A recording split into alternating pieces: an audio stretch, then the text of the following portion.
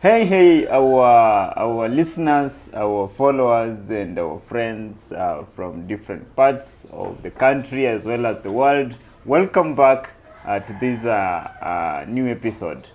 Today we are just continuing with the conversation on artificial intelligence, but now taking a much deep dive into workplace and jobs. So let's see what we shall discuss. And today it's interesting because so many conversations are already happening around this topic, and we are just speaking from those different topics as well as our own knowledge of what AI and workplace looks like. So I think today, this week, we are focusing on that conversation that happened between Elon Musk and Jack Ma on AI and its potential implications to humanity. Today we are two. One of us is engaged in has other engagements, and therefore he will not join us. I reintroduce myself, Elias Muhatia, a data scientist. Maybe it's your turn to reintroduce and just say a word. Okay, thank you so much, Elias. I'm so happy. I'm glad to be back on this seat again to have this conversation that is very, very significant in this at this moment.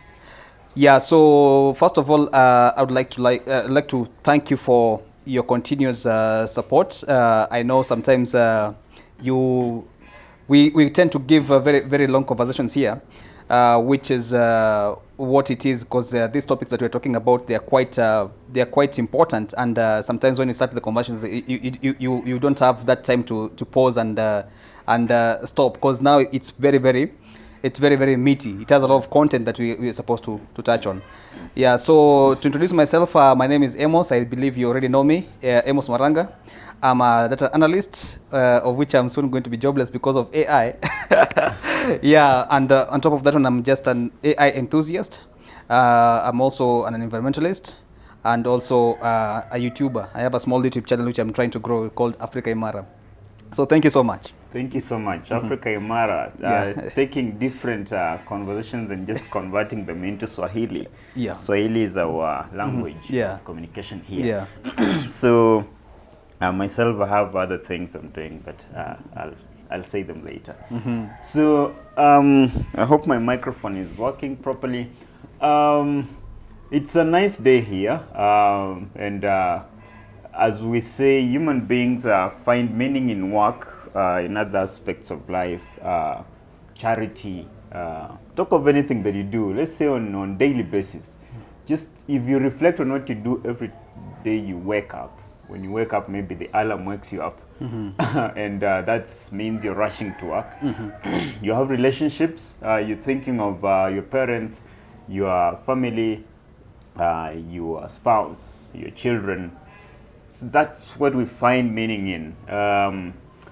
The work we do, it takes, I think, more than 80% of our life.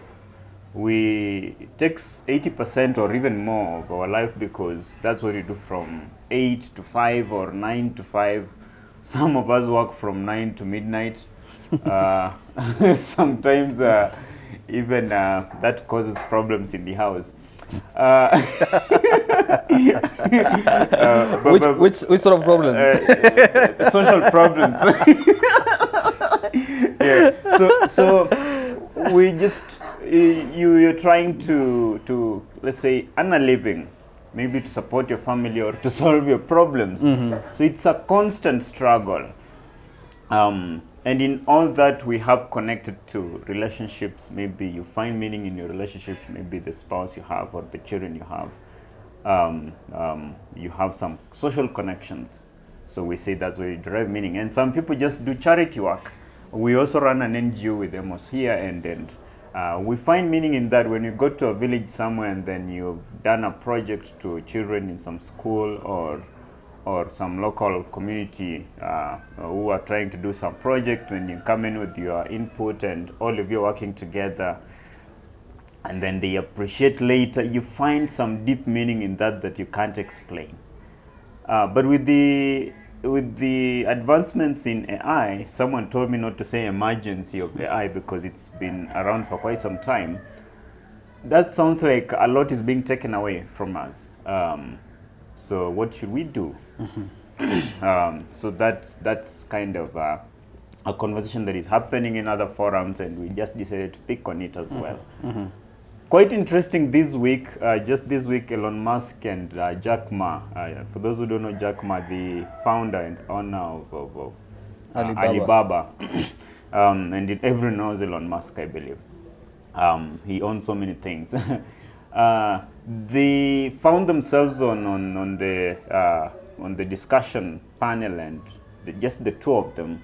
And I think it's not this week. It was way earlier. Yeah. It's, so yeah, whichever time it happened. Yeah.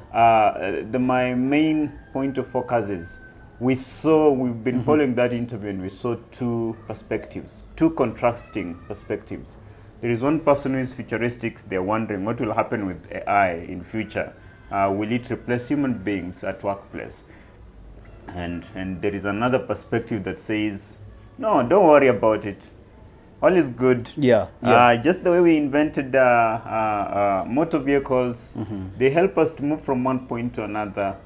It's good. Don't worry about these machines. In fact, human beings who worry about these machines replacing us are stupid. That was the exact words that were used by one of the, to be specific, Jack Ma. So, and if you listen to people, there are those who are not worried at all about AI. They're saying we shall find a way to work alongside it. And that those who are really worried, we are saying our jobs will be taken away.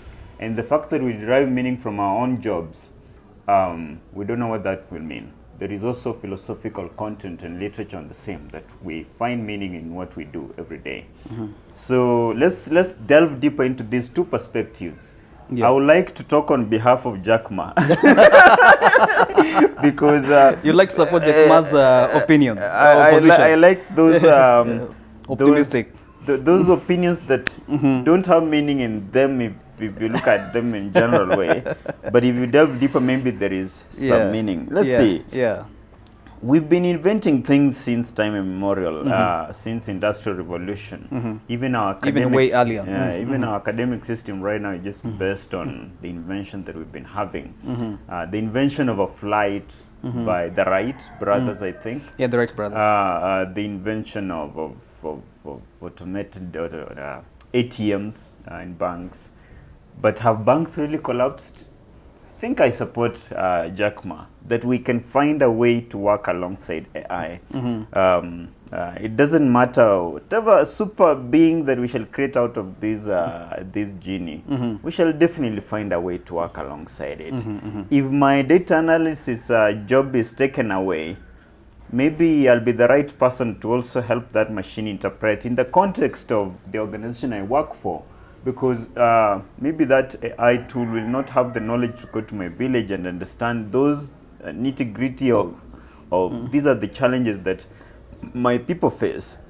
And for you, just give me the results. Give me the results or the findings of your analysis. I will interpret them in the context of my own locality. That means I'm working alongside AI. So I should not be worried that my data analysis or data analyst position will be taken away. Yeah. I don't know. You can pick Elon Musk's stance, and we see. Definitely, he's my role model. Yeah, he's a smart guy. Everyone agrees on that. Yeah. Actually, let me digress a bit. You've mentioned something about the Wright brothers. Yeah, this one I'm just campaigning. I'll have to apologize for that one. Lord Egerton. Anybody who knows about his story, Lord Egerton was a friend to the Wright brothers. The Wright brothers. Yeah, that's something that is very interesting. So if you find some time, you can go to the Lord Egerton Castle and just go and see many of the things that that gentleman accomplished. Okay, back to the topic now. Yeah, as you've introduced very, very correctly, is that humans derive their meaning out of work. Work is a very essential part of human life. It's what enables us to put food on the table. It's what enables us to be able to sustain a family, to pay for healthcare, to be able to pay for vacations, to travel, to be able to help those who are in need.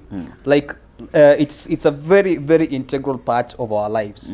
And all of us, when you go to school and study and pursue courses, the main driver of us taking certain courses, aside from passion, is the pay, because you want to go and earn money, earning a living, earn a living, which can translate to a good life, that you desire to live.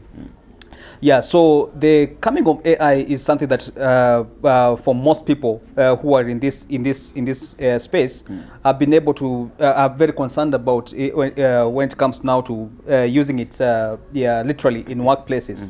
Yeah, because we have been able to interact with these models and be able to see the impact they have on specific tasks that we usually do in our jobs. Yeah, as I introduced earlier, I'm a data analyst. That is what I studied in my undergraduate. Okay, I did statistics. Which leads to being a data which leads to be a data analyst. I can also be a lecturer. Yeah, I've also been training people. Exactly. Everything related. Yeah, that's a good thing about statistics. You can move to very many directions. Yeah, it's a very wide. It is endowed in terms of the number of different professions you can do.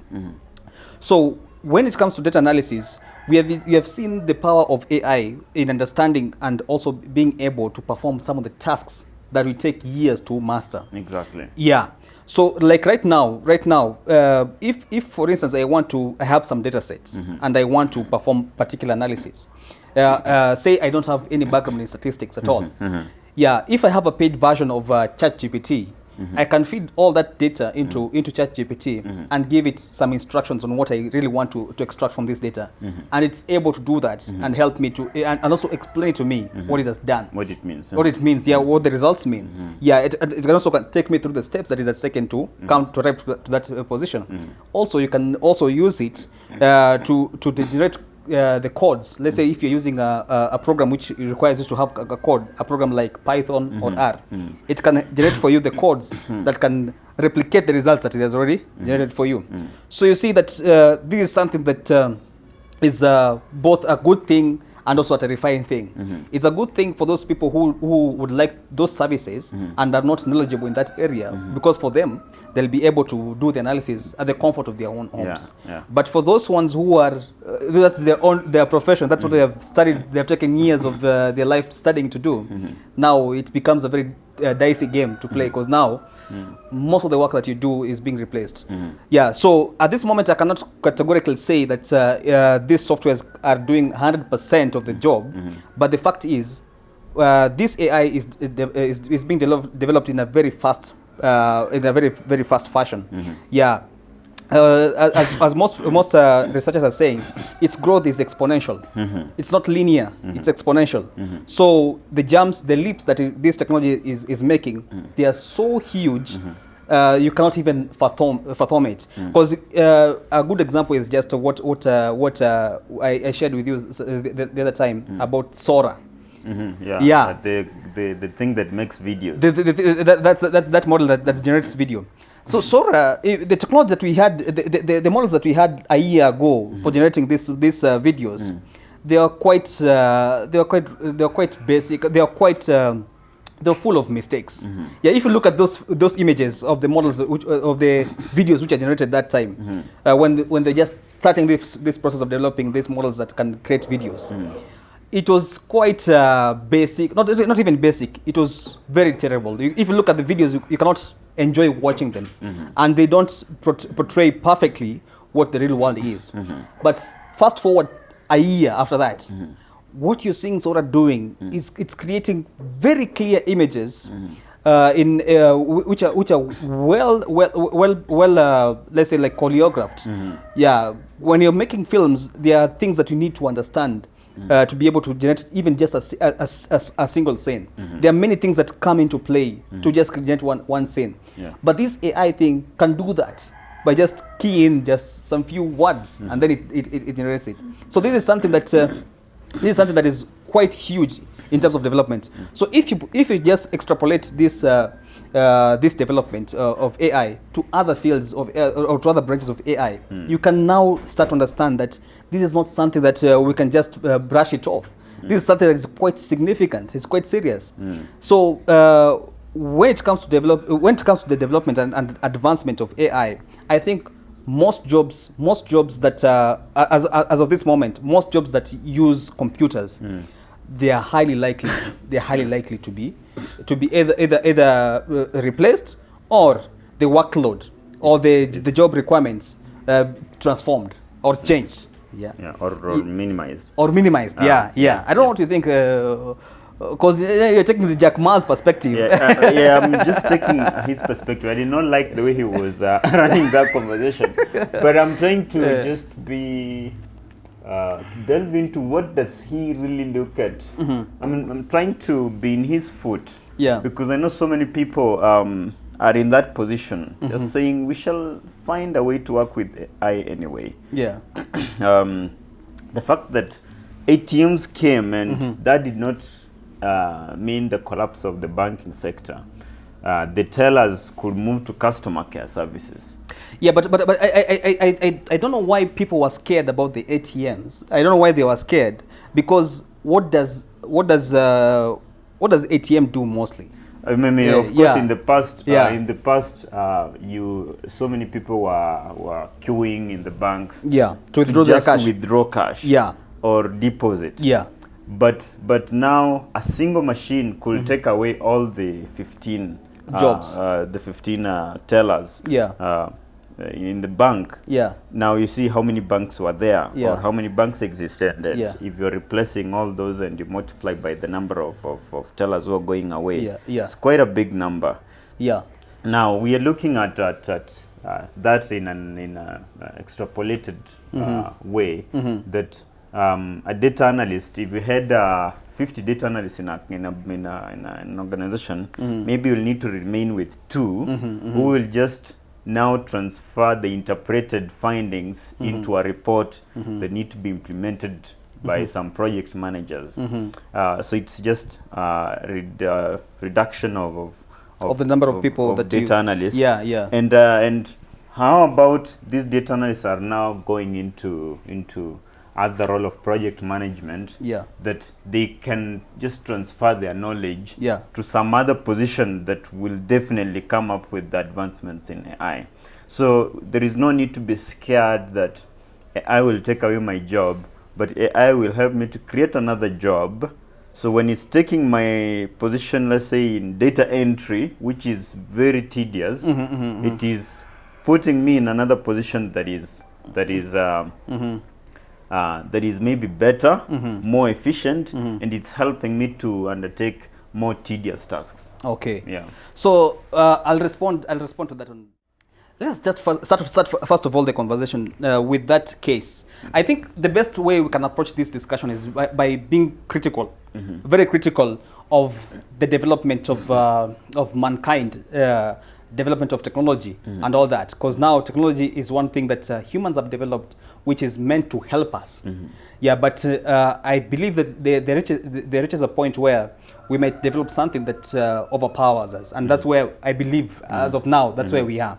So when you circle back to the issue of tellers, during that time, being a teller was a prestigious job. Of course. Yeah. Working in the bank. Working in the bank, seeing money, catching money, touching money like no man's business. You touch millions every day. But you don't have your ownership. Yeah, it was a very wonderful thing. Yeah, but you see, during that time, there was a lot of work, a lot of jobs that were available at that moment. So if the teller job was taken away by these ATMs, there was something else you could do. You can just branch off to do something else. Let's say, like, you can move to market, to sales and marketing. Yeah, banks do that. So they do have this sales and marketing where they can sell their products to their clients. The loans, yeah, loans and stuff. You can also go to insurance. Insurance also, there's a lot of work that bankers can do there. Almost same. Almost the same sort of type of structure. Yeah. So there were so many things that you can do instead of if just this job of yours is taken away. So what happens? What is happening right now is that we are having something that can do literally everything. All the jobs that that humans can do. Literally, yeah. It's very hard to think of a job that is going to be very difficult for the AI to do. Right now, we're talking about AI, yes. And I know AI is a bit limited, And AGI is something that is a holy grail that most of these AI companies are seriously artificial general intelligence. Yeah, that most of these companies are seriously looking towards to. So that time, when that time reaches, that's when now we are going to have we're going to put a rubber stamp on this issue that now humans are completely replaceable. But let's just stay to at the moment what we have right now. If you just go back to that conversation that Elon Musk was having with Jack Ma, yeah, you could have seen that Elon Musk was very concerned by the fact that AI is going to become very powerful. He has always been concerned. Always. Yeah. Yeah, and he was, I think he was the first person that, okay, for me, from my perspective, I think he's one of the most vocal people that started warning us about AI even before the release of ChatGPT. Yeah, the release of this generative AI tools. He suggested about universal basic income first. Yeah. Was it way back in 2018 or 16? It's somewhere there. And then he came to say it should no longer be basic. Yeah. But it should be universal basic income. Not basic UBI anymore, but he was talking of high income, but that is universal. And I pick very serious critic to this proposal because there is already a psychologist, Jordan Peterson, who says if you give a human being everything they want, you make their life comfortable, they don't have to worry about anything. What they start to do is break down what you've given them so that they can just find fun in doing something. And that is the nature of human beings. Now, if you someone has already written some article about if all the jobs are taken away, then we just shall spend our time with our families. We shall spend more time with our families. That is what Jack Ma was trying to say. Socializing, and we have very strong social relationships. And we shall spend more time in artistic work. That sounds to me like everyone is an artist. Even if you decide to be something else, you have to train your vision to artists and drawing. So we shall kind of go back to where you came from, handwork. That we shall spend our day just painting things, drawing, playing, and then that will be the meaning of life, which could be true because all of us are just speculating. So now come back to this element of universal income or universal basic income. Like every person in the world, now that we don't work, all of us just earn the same amount of money. And now we sit around. From the suggestion of if you give human beings everything they want, they break it down. We shall see someone who wants, I want more than you. And that's the nature of human beings. We tend to create hierarchies in everything. I'll want to have power, and having power is having more money than you. So I'll find a way to take your money so that you don't have more than myself. I'll find a way to increase that universal income that I'm being given. And I have a feeling that when we get to that level, we shall start to break the systems that AI has created, so that we find a way to work alongside it than it replacing us. Well, how about this suggestion that it will be smarter than us and therefore it will have power over us? I think those are very critical points, and maybe I can just try to tackle them one by one. The issue of universal income it was a very good suggestion by Elon Musk. He was trying to find a way. He was trying to just suggest a solution to the future when this AI things becomes part of our life, because that's where it's heading. That's where literally it's heading. So we need to have like some structures in place to ensure that humans can still live in that world. So in as much as there's a very huge concern of human beings being replaced, I know that we are the ones who are developing these softwares or these models. We are the ones who are absolutely, we are the ones who are financing all these things. We are the ones who are doing all the hard work to make sure that these models run. So at the end of the day, we have to ask ourselves some questions. Are we just going to let ourselves slip into this pit where now humans are going to be like now overrun by AI? Or are we as humans going to see the power of this AI and sit down and say, like, okay, let's talk. How can we control this? The fact that even the developers at the highest level are worried about the implications of AI, it means they'll put some guardrails to it that it doesn't need to replace us, because the same human beings that it's supposed to serve will come and break it. So we should be comfortable. The way Jack Ma is saying, relax, guys. I don't know. Being comfortable is not the best approach right now, because now just like the development of nuclear, let's say like nuclear bombs. What we saw in the 1950s, in the 1940s and 1950s mostly, when now these other countries were rushing to have their own nuclear bombs after now they have seen US developing it. We saw most countries were scared once they saw that US had finally succeeded in developing the nuclear bomb. So most countries were scared, and they had to look for a way of self-preservation. And the only way to self-preserve was creating their own nuclear bombs, so that they can create deterrence. And then maybe I can introduce something that you may not be aware of. I just started to read a book on utopia, realism, and the mushroom cloud.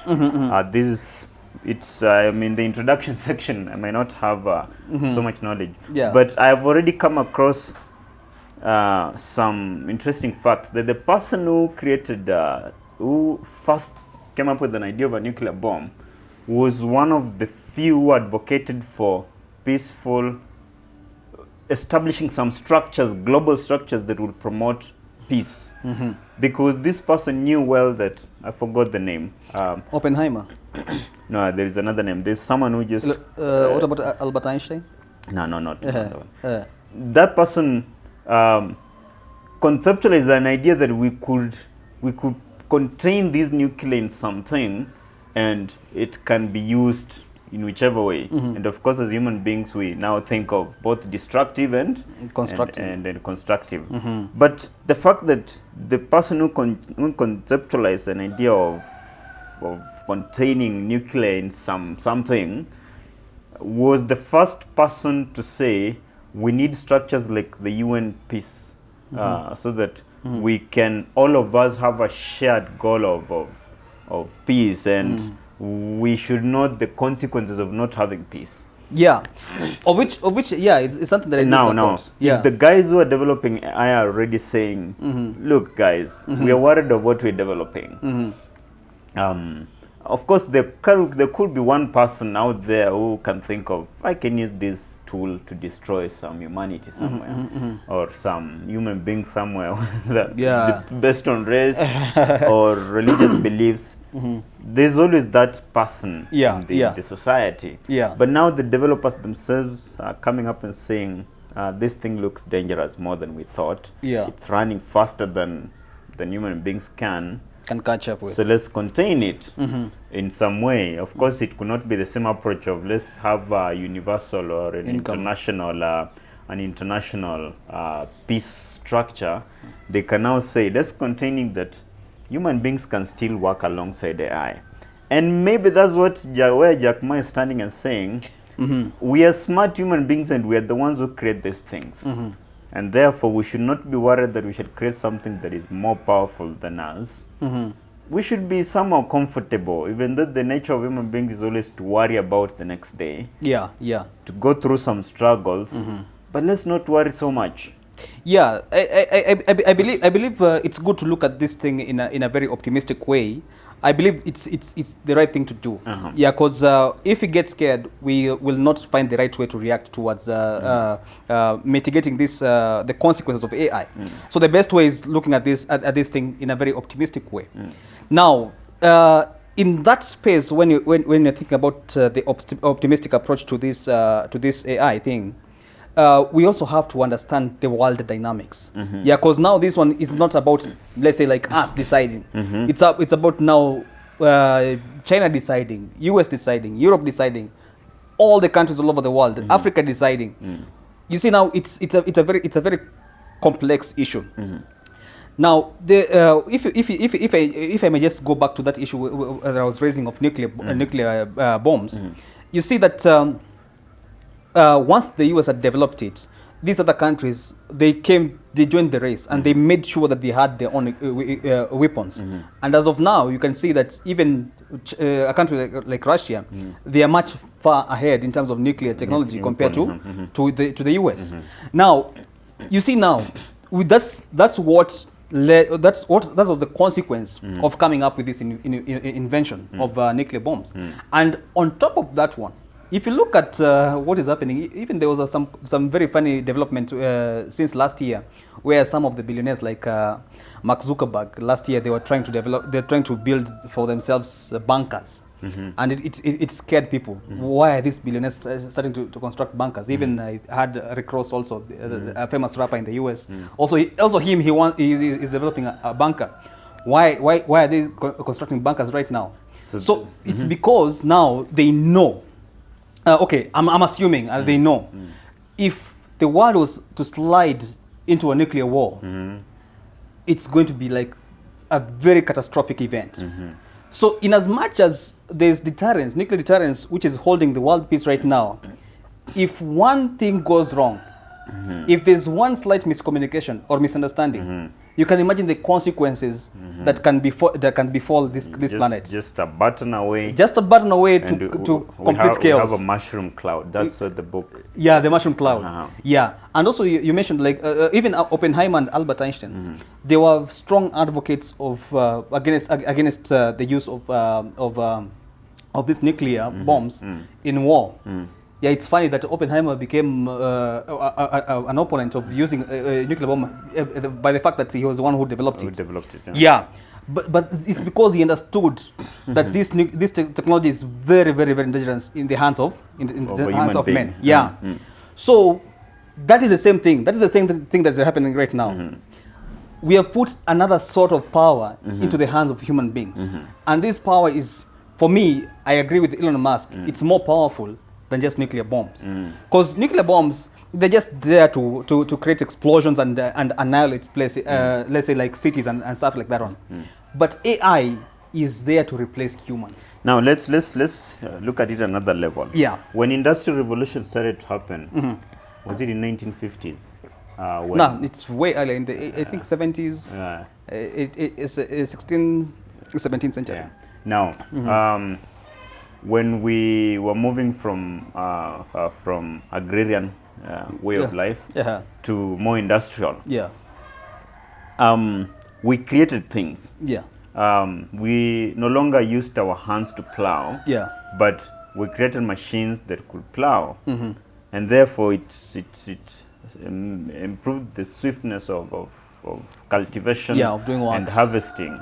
Our crops were taking, let's say, 6 months in the farm, but we came up with innovation that same, let's say, corn or maize, you could do the same in 3 months. This is why we have the short season and long season maize.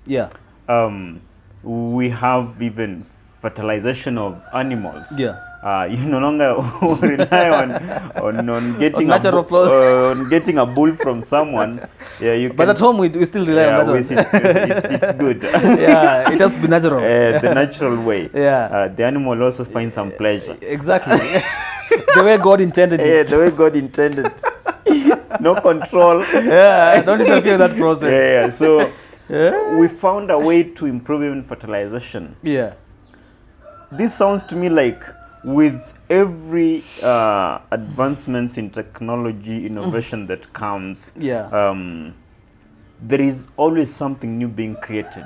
Whoever thought that we shall have a human being who will be facilitating fertilization of animals? And that's a new job that was created. Whoever thought that we shall have a human being who will be employed in the farm to just drive a tractor and plow. A job that was done by, let's say, 10 men on the farm to plow. One human being can come with a tractor and do the whole thing in a day. The next day we're planting using also machines, and then we're just waiting for harvest.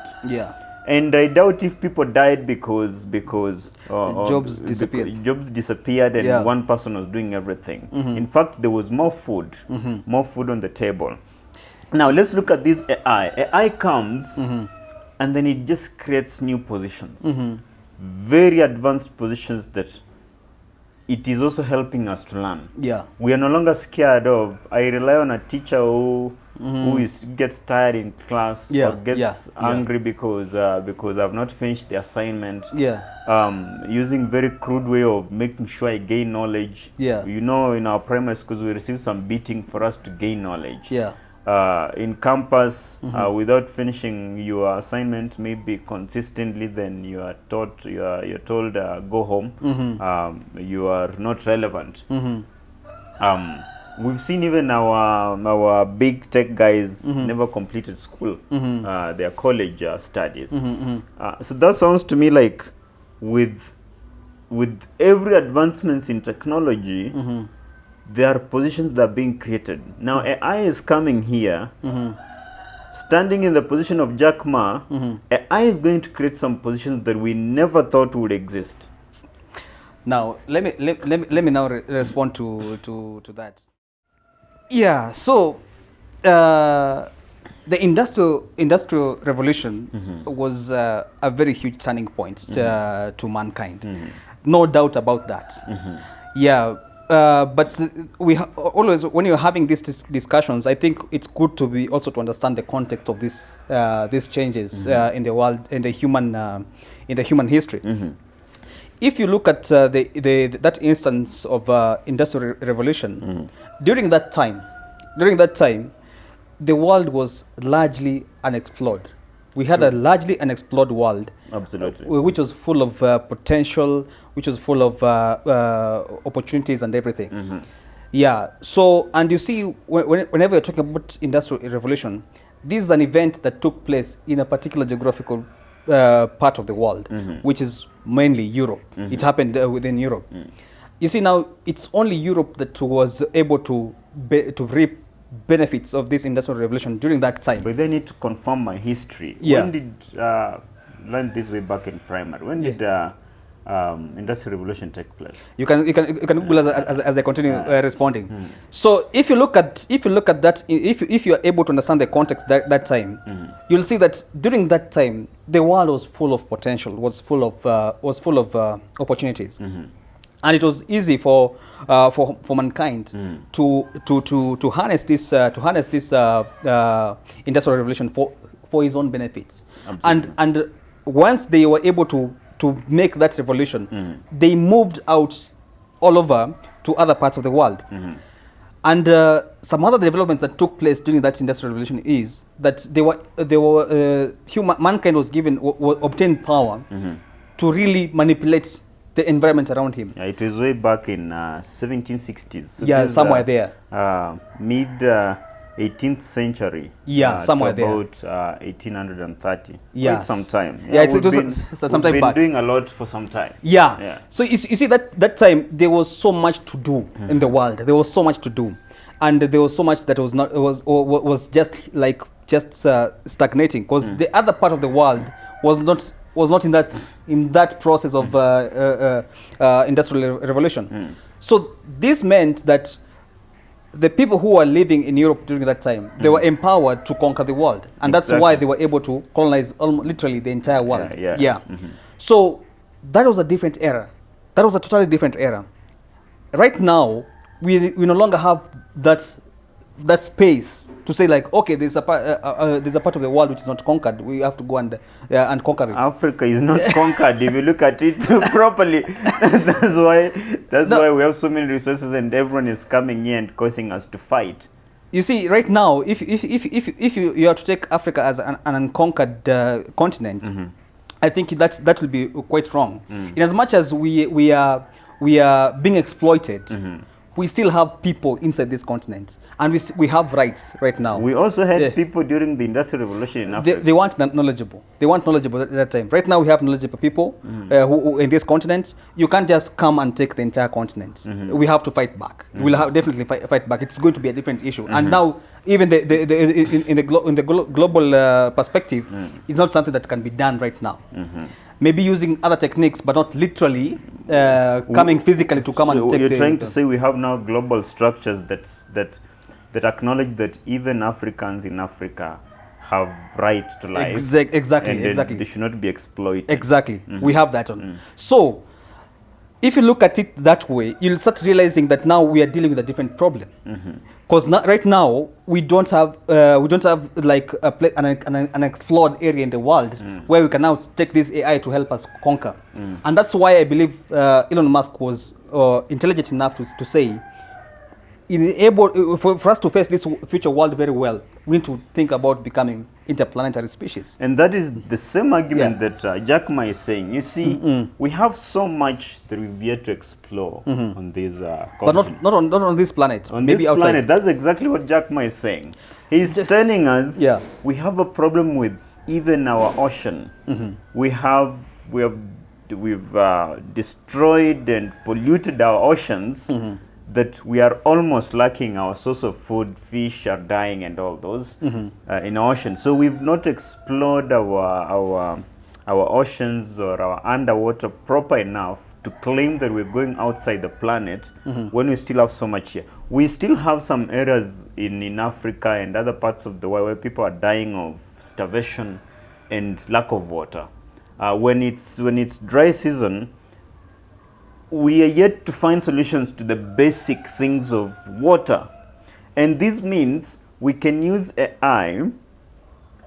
Now, we're not saying we are in the Industrial Revolution age where only Europe had advantage. Yeah. We're saying now everyone has an advantage. Now use the advantage that we have currently to solve the current problems that you have, because we have so many problems at the moment. We have traffic. You can spend 2 hours in traffic because you are unable to get to work.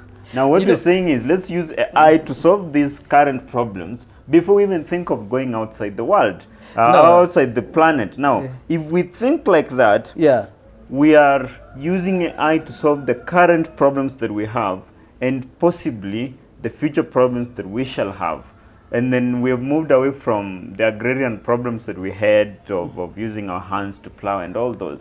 So I think Jack Ma could have a point. And starting in his position, I start to see that. And the people that he represents, everyone who falls under Jack Ma, I think I'm with you at this point. Okay. Yeah. Now let me just try to understand you with Jack Ma, because I believe you and Jack Ma, you're suffering from a very serious problem, which is having a good perspective of the problems we are talking about. Now, that's the reality. The reality is we have our oceans polluted. Relax. Our mindsets are not. They are not lost. They are on the right track. These are the current problems. The mindsets are not, we have global warming at the moment, right? Your mindsets are not lost. I'm not saying they are lost. Your mindsets do not have a clear understanding of what you're talking about. We have a very clear understanding of let me tell you now. Starvation and lack of water. Let me tell you now why you don't have a clear understanding. These problems you're raising, they are not technological problems. They are technological problems. Let me respond. Relax. You know, the problem with the Jack Ma people, they don't listen. No, these are not technological problems. We are just thinking how Elon Musk group are overthinking about the problems that we have. Let me tell you now. And you're forgetting the simple way we could solve these problems going outside this planet. These problems are not technological problems. These are just legislative problems. What cleaning oceans does not require reinvention of something. It needs very, very technical tools. It does not require. We have tools for cleaning oceans. We already have those tools in place. There's a company, an ungovernmental company, which is trying its best to clean the ocean. But you see, the only problem that we have is just legislation. We don't have laws in place. That's just one company.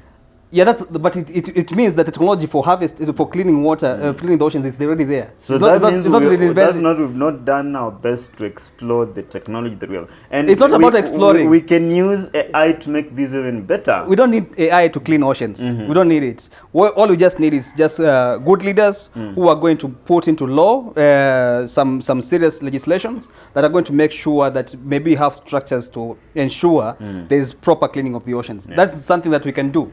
And also the problems that we have, like in Kenya here, like traffic problems, these are all governance issues. It's all governance issues. Even hunger, we should not be having hunger in this century.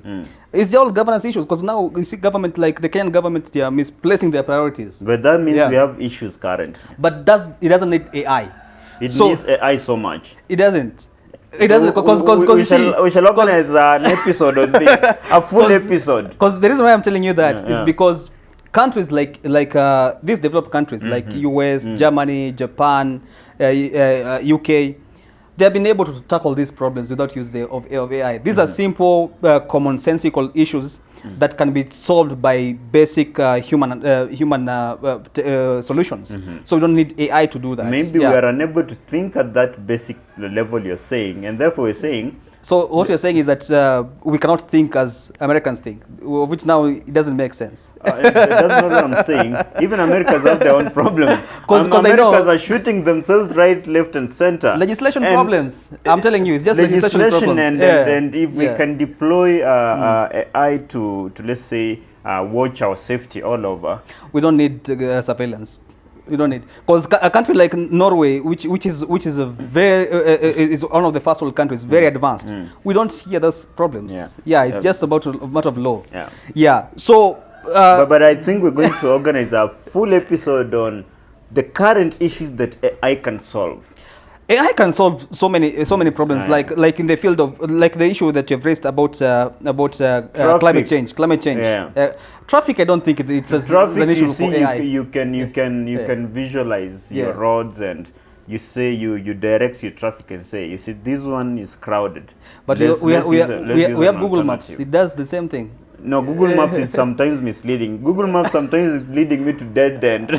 Nah, those are memes. Those are not serious. Those are not serious. But I think at some point we should agree that AI can help us to solve the problem of our current problems. Those basic things that we were talking last time about exam times when we can't reach those remote areas of Pokot. And just here in where our former vice president used to live, they have floods, proper floods, and they can't cross until the water subsides. Now, we deploy an AI robot, and it delivers exams. It watches that every person is doing those exams properly, and then it returns the papers back to the city for marking. This is exactly what I'm saying. AI and robots are combining and helping us to solve our current problems. I think the Jack Ma group need to take time to understand how AI works. We understand. We understand, and we are not trying to look into Mars, where we need to spend billions to go and then come back and say, you see, we found some red soil. We're just looking at our current problems. So let me tell you, you see like the issue that you're raising of let's say like issues like floods, issues like let's say hunger. Clearly, to be totally honest with ourselves, these are not issues that require AI. They don't require AI at all, because we have countries that have been able to tackle these issues. Let's completely. Say they need governance the things of AI. From my perspective, I believe AI can be helpful in terms of advancing research on frontiers that are quite difficult, like including hunger and polluted oceans. Not hunger. That's a very big problem. You see, we talk of pro-life when we say people should get more children. By now, we should be having 5 children and above. No, okay. At the age of 30 years and above. Now, when we are scared of if I bring a child to this world and they starve because of lack of food. Yet AI can help me to improve my farm and I produce more. So let me help you. Let me help you in that thought. Because the Jack Ma groups think that you can just give birth to children and all is okay. I'm pro-life, 100% pro-life. That's why I'm in this conversation. So there is always you always have to have a good understanding of everything that you stand for. Me, I'm like, if I was to be asked, how many kids do you want to have? I could just say, without even thinking, I could just say 50 kids. I have thought of 40 before. These are real African men. I'll be so happy to have like 50 kids. Yeah. I'll be so happy to have like a multitude of children and say, these are my children. Yeah. It will be my joy. But I have to be realistic. Everything that is in this planet is a limited resource. It's a limited resource. So if all of us just decide to have 50 children, let's say we have a population of around 8 billion people. Let's say just multiply that number with 25 children. Just multiply it. Look at those numbers. Then multiply those new numbers with another 25. You'll realize now the earth will be so small we can't fit all of that. The earth can never be small, because if you look at Kenya alone, the arable land, we say it's 25%. It's less than 20%. 25%. 25 that means more than 70% of Kenya, it is yet to be explored in terms of agriculture. Now you go to Sahara Desert. We've just left the desert to be on its own, and already our this guy from Libya, Gaddafi. Gaddafi was already creating a green space in the Sahara Desert. That means we have so much that we can't fill this planet. No, that's not correct. I think you must understand the science of or the mathematics of geometric progression. So you've given an example, like in our country. Our country, 80% of the country is desert. It's arid or semi-arid. Yeah. So it's usually not very inhabited. So we just inhabit a very small portion of this country. So if you multiply this population, let's say by 50, we're going to talk about, we are estimating that our population is around 50 million. If you multiply it by 50, it's going to be 250 million. 250 million. So look at the size of that population and tell me how we're going to fit that 250 million in this country. We are going to create pressure. AI is going to help us improve just the way Industrial Revolution helped us to improve our agriculture. So let me ask you a question. So are you saying that this planet has unlimited resources? This planet has so many resources, and with the use of technology, we can produce food in a very fast way, and we just actually we need to be very comfortable. So let me ask you, let's ask you on top of that one then. So is that the life that you desire for your children, to be living in a world where everything is being done by technology? There's no touch, there's no room for you to go and live a very safe life outside there. I hate lazy people. And that means AI is going to make lazy people. AI is going to create positions for my children. Which positions now? Now that's what we need to start predicting, because I don't know if, let's say from 1760s, Industrial Revolution was taking place. What were those guys in 1700 thinking? Did they ever think that there is going to come a machine that will take away all these people who are farming? But I've already answered you in that context. I've told you that during that time, the world was largely unexplored.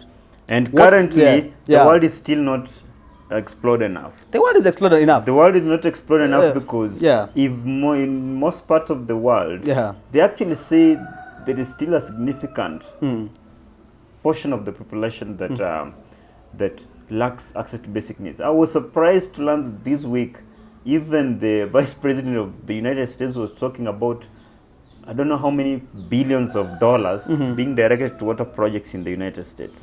Now, if they are still funding water projects in the United States, where are we? We are still yet to explore ourselves properly. Now, if you want to relate that to now AI, if you want to relate that to AI, because now AI, I think one of the issues that Africa as a continent that really needs to address in the wake of AI is unemployment and poverty.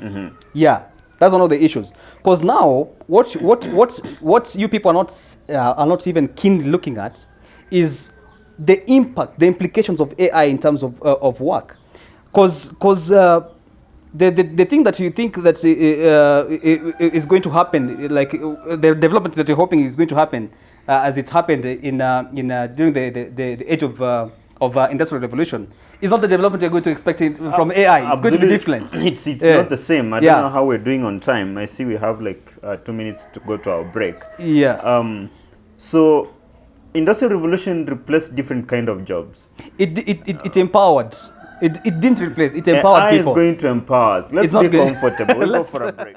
Let us come back to this conversation. Let's come back because and now it looks Elias, like Jacoma is seriously winning. and right now I want Elias now to give me time to respond. Yeah. Yeah, I'll give you enough time. You can take all the 20 minutes. I'll take all the 20 minutes. Yeah. In fact, that will be good. So let me try to educate Jacoma's people. Yeah, because I know we want to have that situation where we are looking at everything in a very optimistic way, of which it's a very, very good thing to look at things in a very optimistic way. Now, you know, why are humans regarded as the most intelligent species that ever lived? Why are we able to dominate the world? Why are we able to do all these things that we are able to do that no other animal on this planet has been able to accomplish? Why are we able to do all this? It boils down to one very simple thing: language. Language is the reason why we are able to do all this. Because humans... I can critique that properly. Let's go. Look at it from philosophical and psychological I said you keep quiet, I respond. I don't know why you're talking. Prove you that is absolutely wrong. You keep quiet, I talk. You'll respond. I'll give you time to respond. Yeah. It's because of language. Without language, there is nothing that we can do. It's not because of our hands. It's not because of our legs. It's because of our ability to be able to share ideas and be on the same page. Exactly. That's why we are able to do all these things. We sometimes use language, but we don't have to be on the same page. Like right now, we're not on the same page. No, we are on the same page in terms of arguing about AI. So we're on the same page. Yeah, we're on the same page. Taking different directions. That's perspective. Yeah. Same page AI. Perspectives different. Let's say we are on 2 pages. I don't understand what I'm trying to say. Yeah. So, being in that position, being able to understand why humans are regarded as intelligent, or we regard ourselves as intelligent. Yeah, we regard ourselves as like intelligent. we are. Yeah, we regard ourselves as intelligent. It's because we are able to communicate. Now we have developed something that is able to do exactly the same thing that distinguishes us from the rest of the animal kingdom. We have developed it. On top of that one, we have been able to make it significantly more powerful than us. Absolutely. So, why is it that we have telejobs? Why is it that we have maybe teaching jobs? Why is it that we have accounting jobs? It's because we are able to master this master language and be able to convert ideas into something that can be measurable, something that can be transferable. So if this aspect of human life is taken away, then humans, they lose what makes them different. I know there's something, there are other things that make us different, like emotions and all that. But the bottom line is, language is the one that is able to control all these other aspects of human life. So how does that relate to AI and jobs? So if you're able to empower AI to a point that it can replace all the current jobs that we are doing right now, and then we assume we are going to create new jobs, what we fail to understand as humans is that this AI will be able to understand our next move, because it can see the aspirations of mankind. It can understand it. It can be able to do the next step that you think that you are going to do. In fact, significantly faster than you are.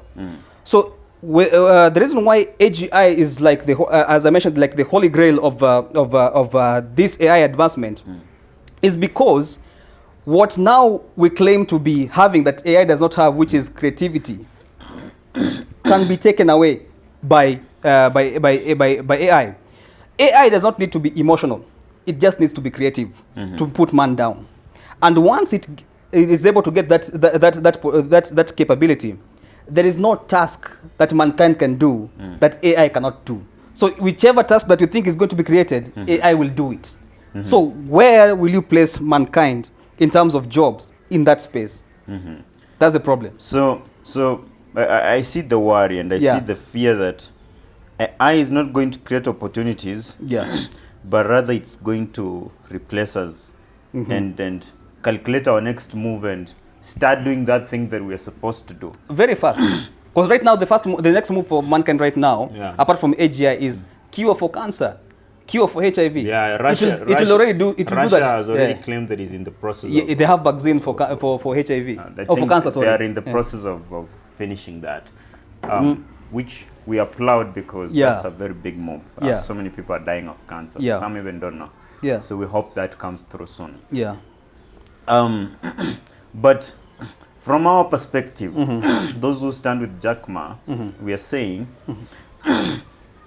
we are going to create a machine that is extremely intelligent. Let's say 100 times more intelligent than a human being. And these, the fact that we're creating an intelligent machine or being, let's call it a being. If it doesn't have emotions, then we remain to be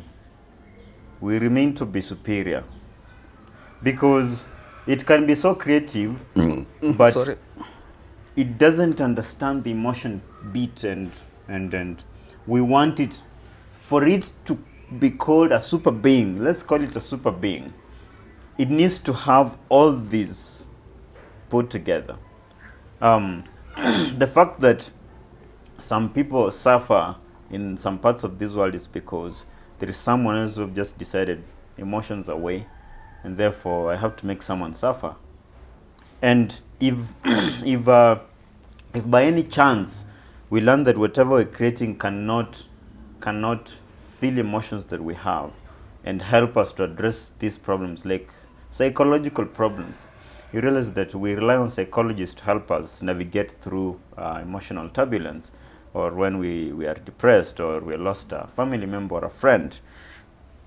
And that's the role of a psychologist. And therefore psychologists have power. Power is given to them in that perspective. So psychologists can only gain power because I'm talking about psychological counselors, or those who help us just go through these mental health problems. Power to them. Now, if there is a machine that can't internalize my emotions and my mental health issues, it doesn't have power anymore. Yes, it only has power to create. Take the most brilliant person you might have. Yet we can name some people around, but we don't take that direction. But they don't have that emotion. Let's say emotional intelligence. Then they no longer have that power that they deserve. And that's what we're saying. We create something, we realize it doesn't have this emotional intelligence, doesn't have the ability to reason. We control it because now it doesn't have the power anymore from that front. So that means to me, the machines that we're creating, we shall force them. We shall force them to create room for us as the rightful people the rightful beings who've been in existence all this time. I mean, we created them. Just like God created us. And God remains to be, for those who believe in God. And therefore, God remains to be the most powerful being that we have ever thought about. Now, you talk about creativity in language. You observe insects. Observe insects, how they put their minds together, their effort together to just carry food to their queen. You observe wild animals, how they can gang up. Just talk of wild beasts or buffaloes. They can gang up to put down a lion or a cheetah. And when a lion sees a group of buffaloes, it runs away. That's the point where you realize these things communicate. They don't necessarily communicate in Swahili or English the way we do. They have their language. They have their language which works so effective that they can take an enemy away. And that's the survival effort that any being, whether insects or or human beings, have been pursuing. I mean, human beings, I'm told, they learn the tactic of fighting in wars. The soldiers learn that effort through insects. That they are front soldiers who attack first, and then we have the middle, and then the last group battalion comes in.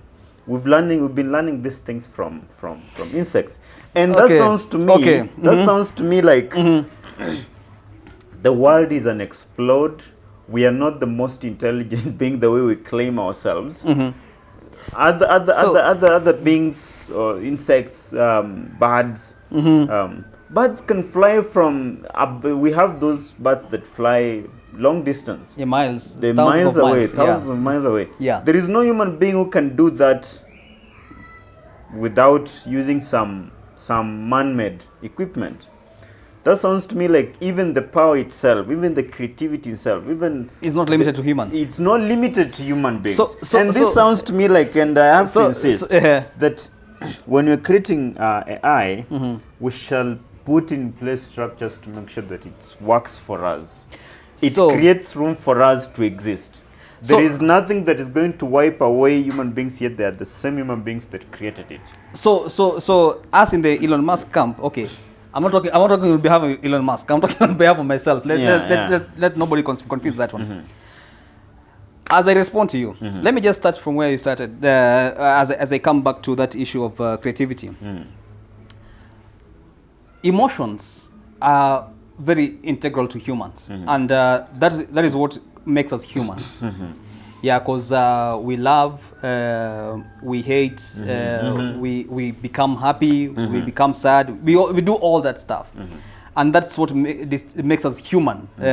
So if somebody maybe feels remorse or feels sympathy, we say that person is humane. Very, very important trait amongst us. And this is something that I believe, this trait of sympathy and all that, I believe it's also in other animals like elephants, who mourn, they do mourn their dead, and stuff like that one. It's a very critical feature that I also cherish as a human.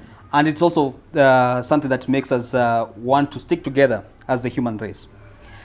But now, when you want to look at these issues objectively, if you want to look at them objectively, to be honest, if there's something that makes us weak as humans, it's our human nature, our emotions. They make us weak. Makes us weak as well as strong. In the face of it AI, depends on how you define weakness. Let me tell you now. In the face of AI, they make us weak because now AI does not care. You see, so when AI becomes very powerful, it will see us as baggage. It look at us as baggage because every time we have an issue at hand, we start putting emotions on top of it, which drags issues. We get tired when we're working. We get on top of that one now. There's these emotions. Oh, we feel bad. We feel those emotions are usually like a stumbling block to many issues that we face in the world. Yeah. So you see, I remember Elon Musk was giving a very good explanation. He was saying that, for instance, like us humans, we believe that now we are smarter than animals. We believe that we are smarter than animals. When you want to do a construction, let's say if you want to construct a road, and then you find an anthill that is just right on the way where you want to construct that road, what will you do? You'll just remove that anthill. Just remove and move off. So does it mean that you hate the ants? No. No, it doesn't mean that you just want hate to accomplish your road. You just want to. It's a matter of course. So that if you just extrapolate that situation to AIs, we are going to be these ants who are just on the way of AI accomplishing its goals. Where will AI be heading to? No, now the other thing that I think now to answer that one, the other thing that I saw you mention is that we are the ones who created this AI. I totally agree with that one. But up to this point, we do not understand how it works. We created it and we don't understand how it works. I think we understand. It's only that we are trying to look the other way around because... No, we don't understand, actually. The fact that we know this thing just is able to put all the data that we've collected together and come up with something, do calculations at a multi-million speed. We understand how the structure. We understand the structure, the architecture. We understand the architecture, how it's built. We know that. But whatever happens inside the architecture is the one which we don't understand. In the same way, like the human brain, we understand that where we have these inputs and outputs, and we have the neural networks in our brain which can transfer information. But we don't understand the let's say like the physics behind it. How does it do that? Yeah. How do you restore this memory here? How do you do it? You don't get it. And even transfer it to other location. Yeah. Why do you remember this and not this? We don't understand exactly how that happens. Yeah. So that lack of understanding in the AI field is something that is very concerning. Because what if now AI becomes so complex that we can barely understand what it's doing? Because even right now we barely understand what it's doing. So, most of the AI developers, if you listen to their conversations, they have attested to the fact that sometimes this AI come up with the abilities that they never train them to do. They automatically understand to do things that they never trained them to do. So it's because now this AI has already mastered the human language, so it's able to mimic every aspect of human life without even being taught. Because now it understands now how this language now comes together to create, to transform ideas into something tangible. This sounds to me like it will be able to also master the emotions bit of human beings. That's possible. And that's possible. When we get to general artificial intelligence. Artificial general intelligence. Artificial general intelligence. Yeah. Once it masters the emotion bits of human beings, it will be mindful that, you see, these are the things. Let's assume it to call us things. These are the things or beings that created me. And the fact that these beings made me to exist. Let me be empathetic and sympathetic enough that I create space for them. Now, what you fail to understand in that regard is that we are the same people. We are the same people. We are the same things that also manufacture hate. Is it manufacture or just produce hate? Yeah, we are the same people. If for instance, if you go to social media, you'll find so much hate inside there. For instance, if somebody has posted a photo of him or herself, if you look down at the comments, you'll find some very nasty comments there. Yeah. Also, the issue of racism. I'm yet to see nasty comments on our channel, but I'm looking forward to seeing some of them because we try to argue to provoke that. Yeah. So we have all that. So this trait of humans, this behavior of humans is something that also this AI is also picking from us. So in as much as it can pick the positive side of our life, it can also pick the negative side of our life. And the fact that this is a pessimistic approach, I think. The fact that AI can pick some bits of negative energy and all those negative things that we do as human beings, hate, killing each other, and just that's let's say 10% of everyone. The nature of human beings is I wish you good. Even the fact that we don't necessarily kill the murderers, we send them to jail, and where there we're hoping that they will reform and be good. So AI will be good because even if 5% believe 5% of AI believes that it can do bad things, there is 95% that will be fighting back, and we shall be safe as human beings. Our jobs are safe. Let me respond to that. Yeah, so let me respond to that. AI, it's one thing that I can agree with your group, Jack Ma's group, is that we cannot perfectly predict the future. That is nearly impossible. And Elon Musk came up with the point that even our skills, our education system should help us to predict the future. And that is, we should not worry about our education system, but rather we should try to instill those skills that enable us to predict the future. Yeah. And I think anyone who has been able to predict the future, maybe they have been the richest, the most successful people in the society. Because they have access to information. They have access and they take advantage. Yeah. Yeah. So, but the bottom line is we cannot perfectly predict the future. Absolutely. Yeah. Yeah. So, us people who are very concerned about AI, we don't say that AI is going to completely create a dystopian world. We also seek utopia. Even as we seek utopia, we want a world where humans thrive. And that's why we have to think ahead. It's proper for us to think ahead. It's proper for us to look for mechanisms to make sure that when this thing comes, because what you agree, okay, what we really we strongly believe in our side is that AI is not going to be stopped. At this moment, it's not going to be stopped. It's unstoppable. It can be stopped. At this moment, it's not going to be stopped. Because even nuclear technology was never stopped. We have nuclear. Yeah, so there's no way we can stop AI. This thing is going to be here. Because already the art of developing AI is out here. We have it. Anybody now can do this thing. Yeah, as long as you have the resources, you can develop your own models. As long as you have resources. So it's unstoppable. So what you're trying to tell mankind is this, is that this thing, if you don't take care, this thing can literally replace us. And it's not just a fancy issue that we're just bringing on top of you. It's a serious issue that if we just rely, we just lay back and say, okay, we're going to be okay, we don't have to worry. That will be the riskiest move we can ever do. Because if we did the same thing about nuclear bombs, then all the countries in the world will be having nuclear bombs. And one erratic leader who has no moral compass can just start the end of the world. So it is upon us right now to wake up and start focusing seriously on ways to survive the future, given that now AI is going to be part of our lives. Exactly. Because what you mentioned earlier, you mentioned earlier is that a job that, okay, you just given an example, a job which was done by, let's say, like 50 data analysts can just be done with two. Yeah. So what will happen to the 50?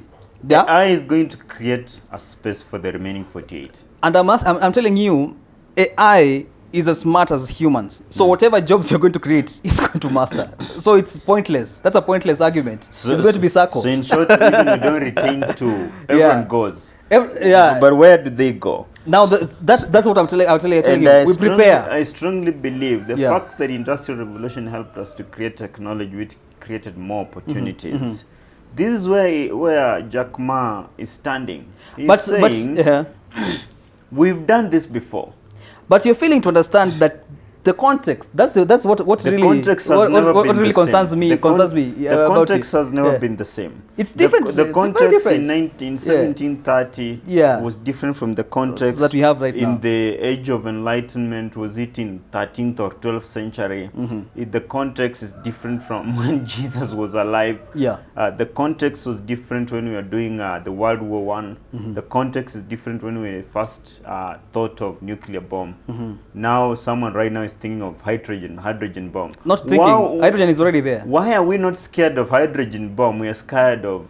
No, people are scared of hydrogen bomb. Maybe you are the one who's not, but people are scared about the hydrogen bomb. So the fact that we have systems, some people are scared. Some of us are not scared because we understand we have structures that can control all this. We as human beings are able to say, human beings from the time of evolution or when we were created by God or whichever way we came here, we struggle for survival.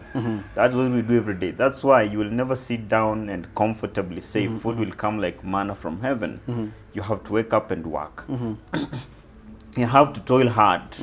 Sometimes you get, sometimes you don't, but you have to keep going. The struggle is on.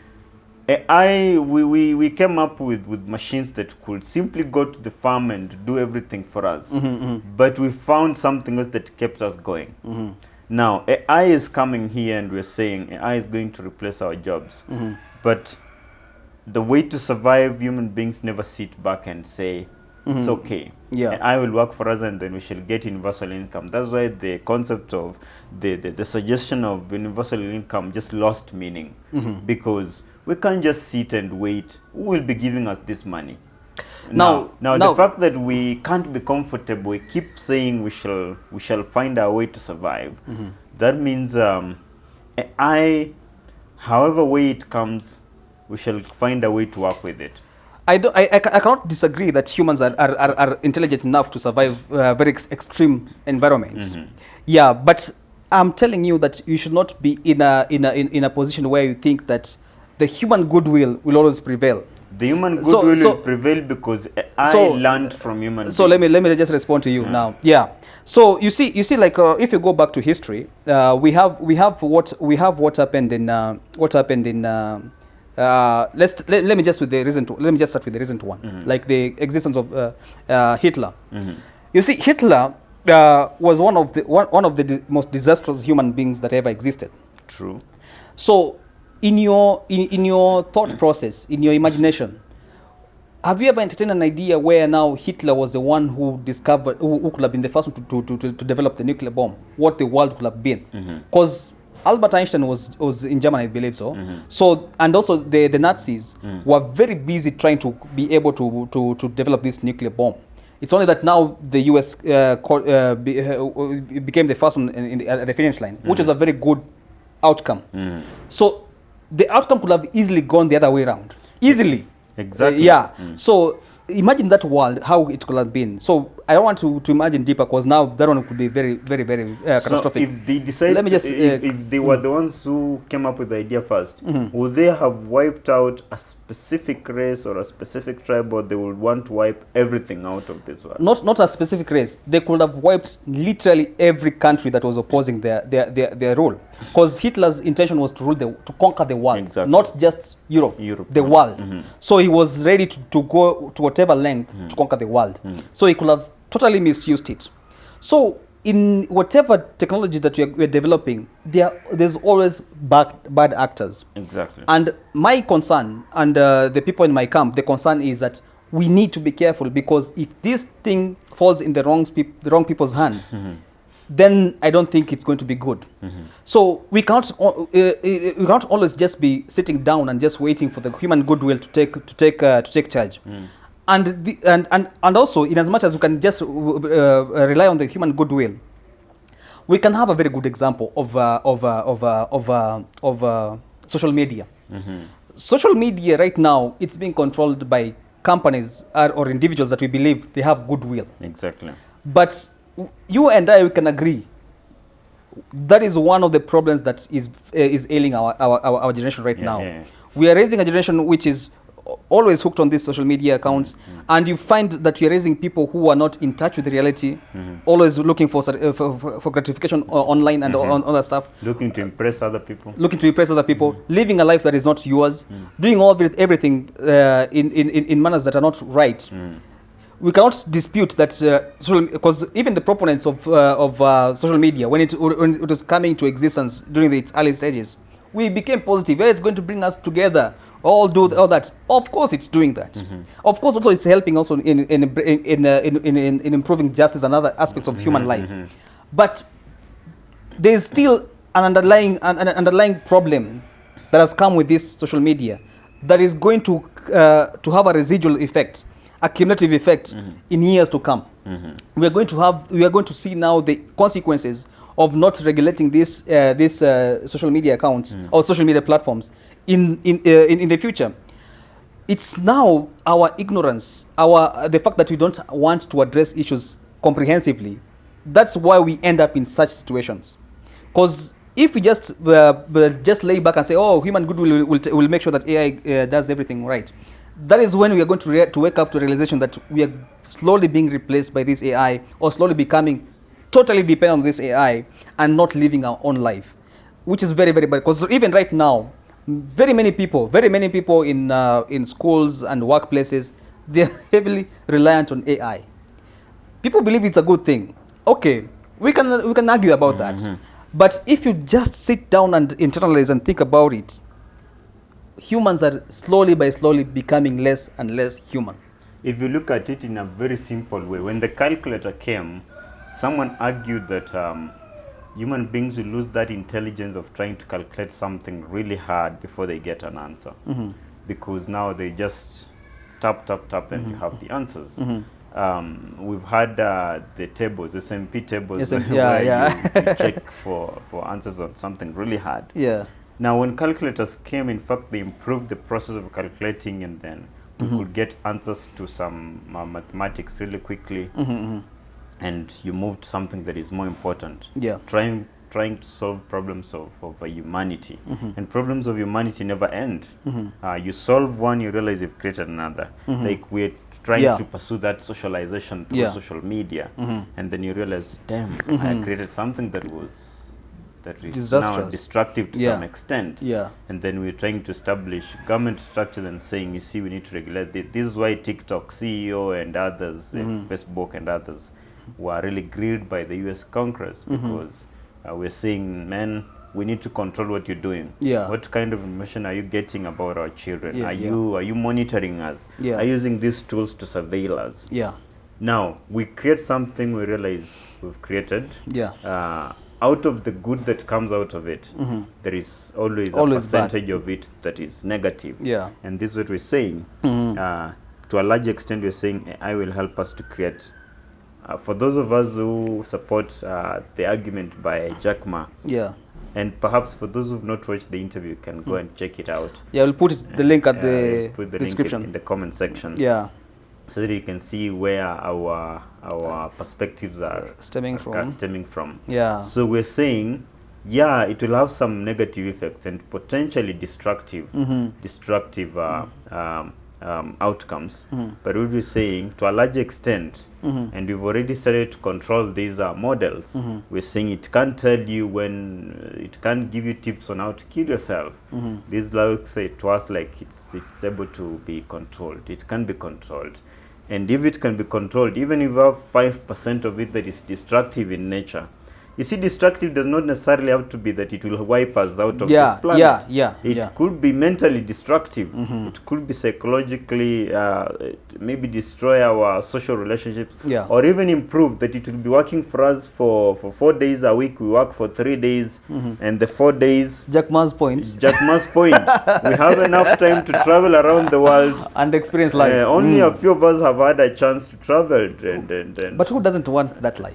Everybody wants everybody wants that life, but they don't have time, they don't have enough resources.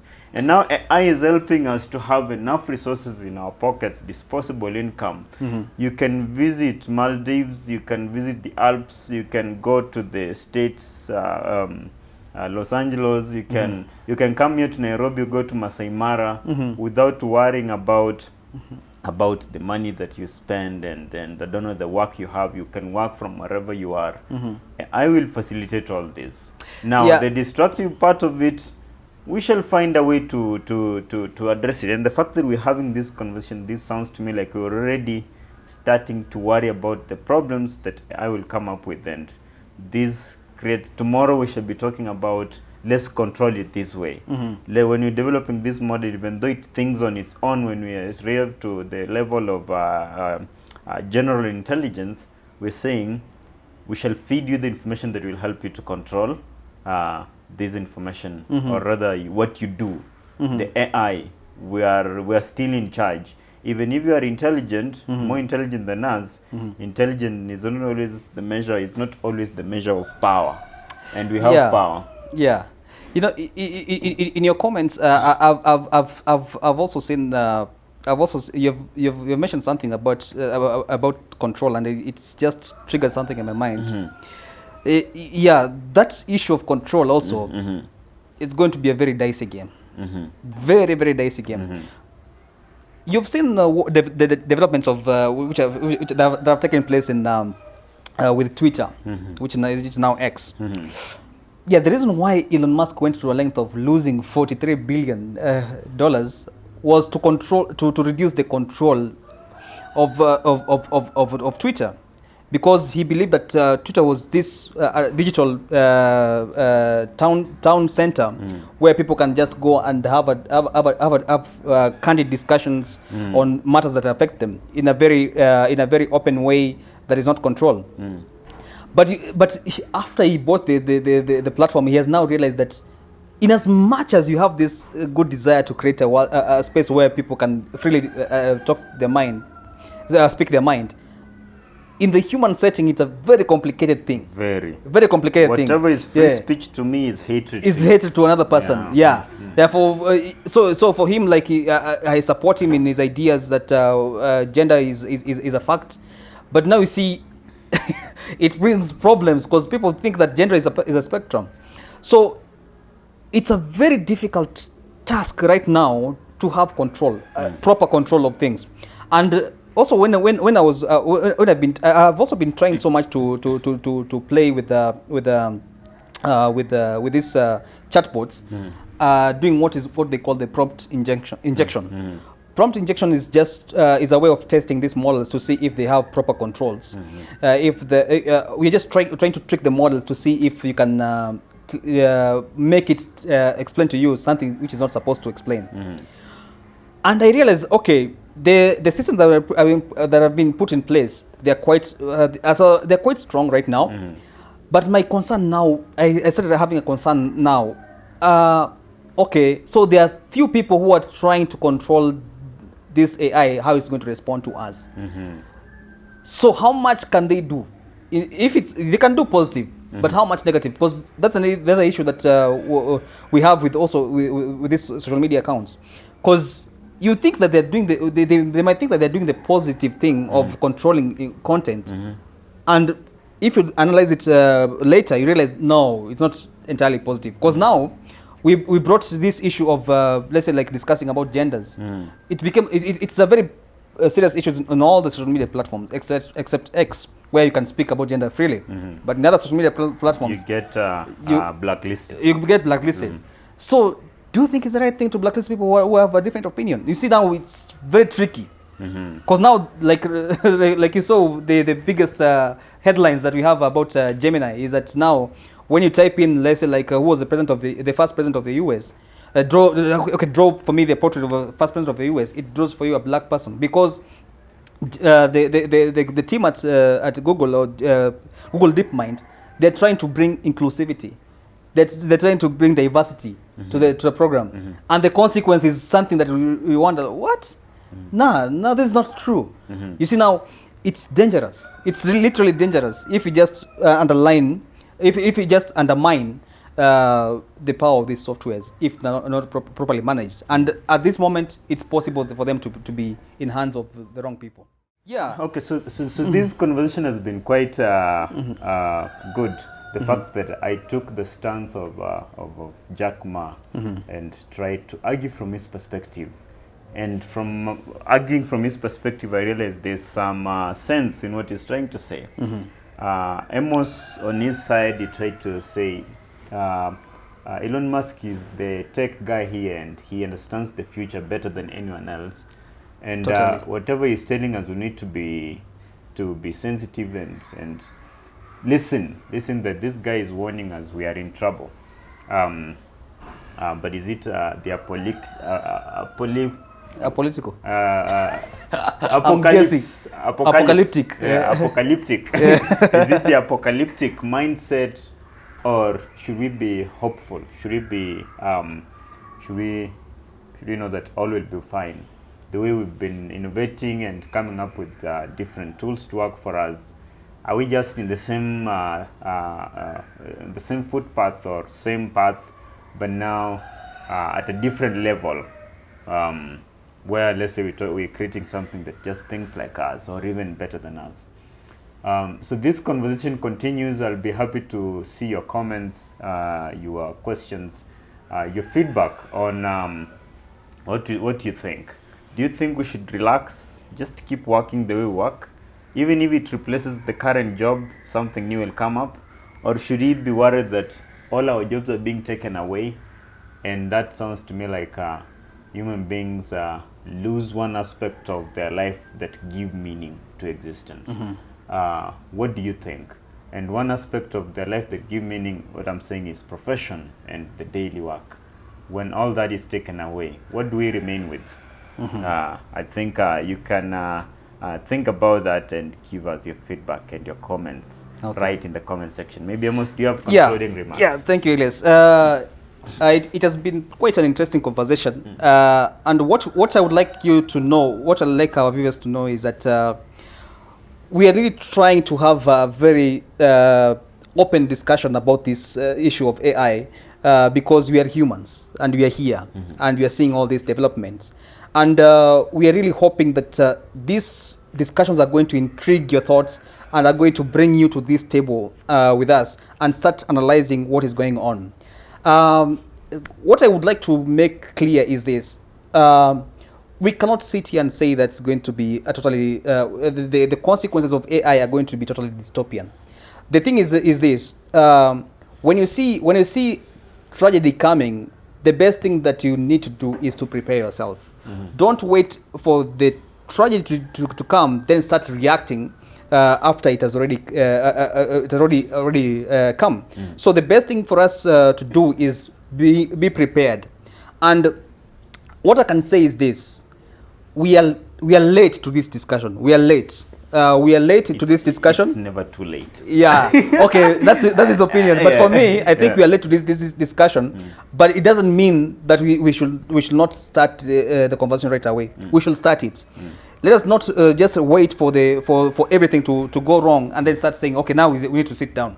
Let us start early. Let us look at this thing quite early and then start putting on mechanisms to make sure that the human life, our posterity, is intact. Because everyone, especially us who are trying to have families, we need to have future for our children. So, and this time round, this future has to be created by us. If we don't rise up and start creating this future, we are going to regret it. Let us just not wait until we see the consequences of this of our actions, and then start saying that, okay, now we need to do something, because it has been human nature to delay action. But for this case, I think we should not delay action, because whatever you are dealing with is not a joke. It's something that is serious, and I believe that we can, if we sit down and bring our minds together, we can come up with proper solutions that can give us security that our future is going to be totally secure. So that's all from my side, and let us continue with this conversation. Thank you so much. I see you in the next episode. This has been facilitated by Study Research and Analytics, your go-to brand for data collection, data management, analytics, and now we're talking of AI research. See you in the next episode. Tuonane. Kwaheri.